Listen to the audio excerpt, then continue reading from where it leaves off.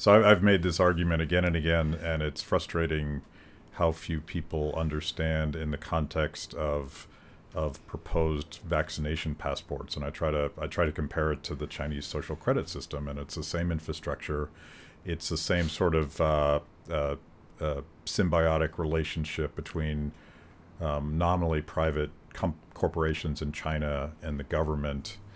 And everyone's like, well, in this case, it's okay. And I'm like, well, if it's okay in this instance, what's going to happen 20 years from now? Now that you've built that infrastructure and has sort of acknowledged that the government can collect healthcare data, like all of that stuff, and people, and including libertarians, conservatives, progressives, the whole spectrum, they have this blind spot. They don't think out into the future. Like if we create this tool, this weapon,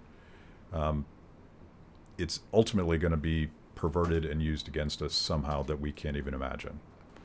Yeah, that's exactly right. And it is hard for people to grasp. You know, F.A. Hayek, in the third volume of Law, Legislation, and Liberty, makes this distinction between principle and expediency. And he says, look, a free society, in order to maintain a free society, you have to have certain principles that govern that order, and then you have to stick to them. The challenge of maintaining both those principles and a free society, Hayek argues, is expediency, which is the people in power and people that are lobbying those in power are always going to be able to promise you concrete stuff.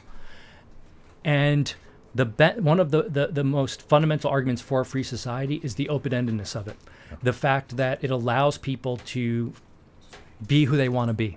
It allows them to flourish both as individuals, to become the person they want to become, but also in doing that to innovate, to discover, to experiment things that makes human civilization what it is and benefits us all.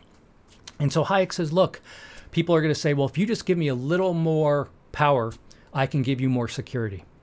I can give you X, Y, and Z. But Hayek says you're giving up the game. And they come back and say, well, what are you going to give us? How's that going to be provided if we give you? And Hayek says, I don't know. But that's why I want freedom. That's why I want liberty, precisely because I don't know. But you don't know either. And so it's a tough position for those of us who adhere to those principles of free society to uphold. Because when you get into these discussions, as you're saying, you know, they say, well, it's not a big deal now. But Hayek's point is, well, what about next year? What about 5 years? What about 10 years? You know, one way to think about it, it's not the only way to think about it. I like this thought experiment that the Scottish Enlightenment philosopher David Hume went through. It's called Hume's political maxim. And Hume said, when we're thinking about different constitutional rules, he put it in terms of constitutional rules, but it doesn't have to be. It's more widely applicable. Think about what would happen if the knave was in power.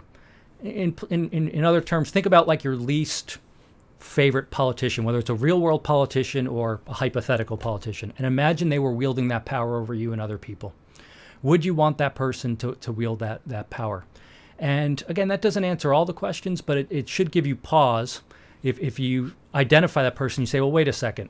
I wouldn't want that person wielding this power over me, whether it's access to medical records, whether it's access to your email, whether it's access to your travel, or information on your cell phone. Or anything else. And of course, a standard response of many people is, well, I have nothing to hide, you know, so why not? And that's a poor form of argumentation if you're concerned about freedom.